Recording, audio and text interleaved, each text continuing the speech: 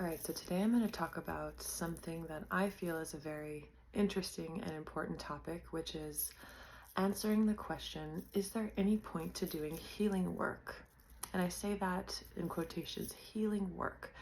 If it's true that reality is this quantum reality and that I can simply shift into a new reality, which is actually true, and I know that for an absolute fact, what's the point of healing trauma? What's the point of dealing with emotional blocks?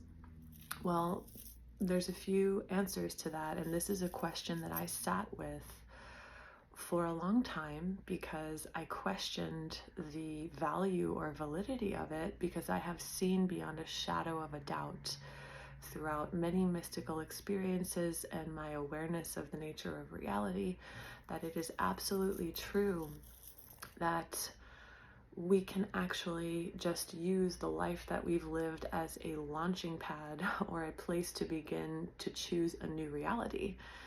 And so where does healing come in? I like, personally, an answer that Yogananda gave to someone when they asked, do we create our reality? And he said, yes, we do. However, most people do not have the bandwidth to focus, to direct their energy in a way that is truly creative for them, because their bandwidth is stuck in distraction, right? The male and female energies are not balanced. People have emotional addictions, right? They have an addiction to an emotion and an identity that makes them feel powerful or safe. So they are reluctant to give up certain constructs, right? Because those constructs, right, the beliefs that we have about ourselves and about life, even though we have this crystalline version of ourselves, right, the perfected soul, right, sometimes called the higher self, and we have this crazy, amazing, unlimited ability to create, to choose what we want, to reality transurf. The thing is that as long as our bandwidth, as long as our mind is distracted and pulled into emotional addictions, nostalgia, thinking about the past, stuck in disassociation, stuck in self-deception, those habits keep you tethered to the old life, to the old self. So it's not really that we're healing, because there's nothing really wrong with anyone, right? That word in and of itself is a little bit inaccurate in the way that I mean it. When I say healing, I mean we are liberating our creative bandwidth so that we can live from the heart, right? So we need to be aware of our motives. We need to be aware of why we do what we do, why we send a message that we send, why we send an email that we send, what is motivating us and driving us into action. Because as long as we are unaware of those things, the only thing that can operate is conditioning, right? Is the old self. So the point of healing, the point of awareness, is to liberate the chains, right? To unchain ourselves from the known, from our childhood conditioning, from collective unconscious energy that we have identified with in order to control and manipulate reality. A word that my school of thought that I was taught certain healing work, they call that caged energy. So unless I'm aware of my own caged energy and how my inner abuser, right, how it has strategies to keep me locked and keep me trapped and keep me caged and keep others locked and trapped and caged, unless I'm aware of those things, I am tethered to the past. Because I can't truly reality transurf unless I liberate my bandwidth from the past. So if we are distracted on a daily basis, right, with our cell phone, with our family, with our enemies, with the having fights with people in our head, with defending ourselves, with the bills that we have to pay, with our body health, with all the things and all the reasons that we have as an excuse to worry, to fret, to stay in stress, to stay in survival, if we don't cultivate the discipline to liberate ourselves from those distractions, our creative bandwidth is not available to us to direct in a way that could be really meaningful and exciting and fulfilling for us. Because we're always creating our reality, no matter what, no matter whether we're tied to the past or not.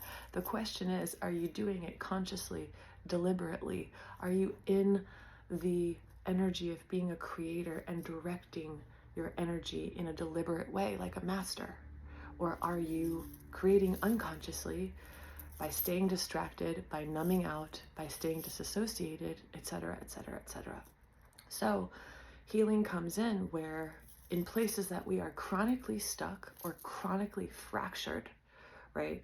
Fracturing happens if you think of an egg, right? If you are a child that was very sensitive and you put an egg, let's say in a room with really intense rock music, and you play it constantly, eventually the egg is going to crack because of the sustained impact of that really harsh noise. And I'm not like talking smack about any kind of music. I'm just saying, acoustically speaking, a sensitive being that is exposed to very loud, very incoherent sound and light, eventually they're going to crack, even if they don't experience one intense trauma, such as what many people think of as trauma being an event like sexual abuse, when the reality that is that trauma is more of the perception of how we experienced life. So just a sensitive being growing up in a really loud environment could be traumatic. And if that was an everyday thing for you, right, your mind fractured. And if you are fractured in all these pieces, right, this part is overwhelmed, this part is angry and rageful, this part really believes in herself and knows her value, and this part is disassociated and numbed out, and this part is really put together. It seems like when these pieces aren't woven together and integrated into the heart, it feels like a person can be swung from mood to mood to mood to mood, right? So what's needed, right, and again, where healing work comes in, is we have to cultivate a strong core sense of self. What are my true desires? What are my values? What are my boundaries, right? What makes me an individual? And here is where a lot of fundamental spirituality can kind of feed you a trickster thought, like, oh, the individual isn't real. Yes, you are real.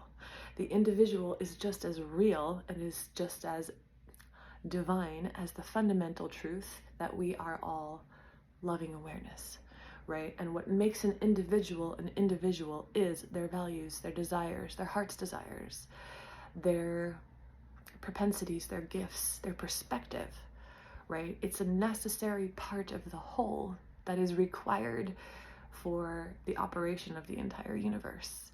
And in Kabbalah, which I haven't studied in great depth, but in Kabbalah they say that the whole purpose of life is to weave these fragments back together. And how do we weave them together? We create a strong core sense of self. We detach our chains and tethers from the past, from distraction, from our emotional addictions. We look at others as a literal fragment of our own heart mind. Every being is a piece of me. Every being is me, and however they're showing up, I have the opportunity of bringing them into my heart, and then therefore taking that fragment back into my heart. And that doesn't mean, right, that you have to take everyone home with you. That doesn't mean that you have to choose everything. In the same way that you don't choose every piece of food at a buffet, you don't take every person home with you, but you can take them home in the sense of accepting them as they are and loving them as they are, and then making a choice that's healthy for you, right? That maintains the integrity of your individuality. So in a nutshell, right, healing is really liberating ourselves from being frozen in the past. It's not fixing something that's broken, although technically we are fragmented. That doesn't mean that there's anything wrong with us. Each fragment actually has a gift. The part of us that feels overwhelmed is actually our teacher to help us know that we are actually safe and we are actually capable of creating stability, right? The part of us that's abusive and narcissistic has the ability to teach us humbleness and unconditional love and softness.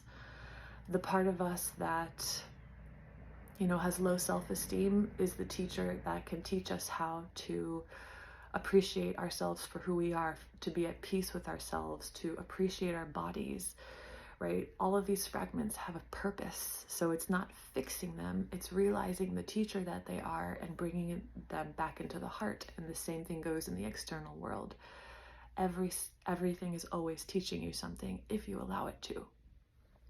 So the purpose of healing is not to fix a broken world. It's to give you the ability to be who you truly are, right? To decondition the parts of you that are acting in a way that is not in alignment with your true self, and to liberate creative energy so that you can demonstrate that you can manage and direct creative energy like the master that you truly are. So when Kundalini goes up the chakra system, if there is a major block, what happens is that the Kundalini energy crashes in on itself like a wave crashing on the shore of the sea, of the shore of the beach. Every time the wave crashes, it corrodes the coastline a little bit, right? And that's what happens to the subtle body. If we don't unblock certain constructs, if we don't deconstruct constructs and beliefs within our mind, within our chakra system, the energy will crash in on itself and create chaos. And eventually, right, whether it's in this lifetime or another, it will clear itself up because the nature of reality is towards more order, right, and more evolution. However, there are ways to make it more efficient and make it more easy on you and your body and your life. And that's what I'm passionate about doing. I am passionate about teaching people how to modulate and direct their energy. And one way that I help people liberate their energy is by doing a healing modality called Rohan, which I've explained in other videos. But essentially, we want that flow to be as unobstructed as possible.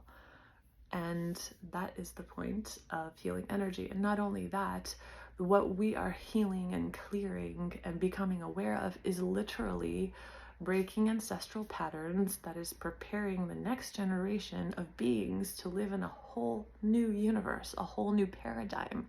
Because from now on, right, if you've cleared certain constructs, right, about being a woman, about being a man, about being a human, about our relationship to the body, the next generation of beings that are born are not going to have to go through those constructs, and they will be the beginning of a new era that is starting now. And so anybody who is here clearing all of these energies are very loving, light-filled, and everybody is a light, but the people who have volunteered to do this are very loving beings, and you're one of them. And so be extremely kind and gentle to yourself and grateful. And the most important thing is that within your own energy field, you acknowledge your value. And even if your life, your physical life, isn't where you want it to be, right? Your willingness to be here at this time and to be exposed to all the energy that is here and all of the awareness of all of the psychic constructs, and your willingness to work through them and dismantle them is of great service to the universe. And so I thank you, and I hope you have a beautiful day.